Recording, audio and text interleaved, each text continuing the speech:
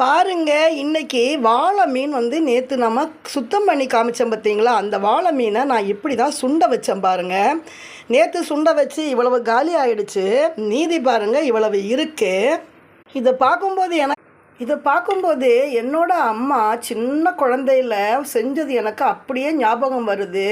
என்ன ஒரு வித்தியாசம் அப்படின்னு பார்த்தீங்கன்னா, அது மண்சட்டி, இது அலுமினிய சட்டி. இது ஒன்று தாங்க வித்தியாசம். ஆனால் சுவை என்னமோ ரெண்டுமே ஒன்றா தாங்க இருக்குது. அங்கேயும் பார்த்தீங்கன்னா மண் சட்டியில் இப்படி தாங்க கொஞ்சம் உள்ளே வந்து தீஞ்சு போயிருக்கும். ஆனால் அது அவ்வளோ ஒரு ருசியாக இருக்கும் பாருங்கள் சாப்பிட்றதுக்கு.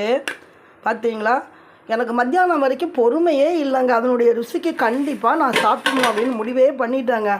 எனக்கு எப்போவுமே இப்படி தாங்க எனக்கு சாப்பிட பிடிக்கும். பார்த்தீங்களா, செவ்வாழைப்பழம், வாழைத்தண்டு கூட்டு, பாருங்கள் வாழை மீன், அடுத்தது பார்த்திங்கன்னா தக்காளி தொக்கு, இது பார்த்திங்கன்னா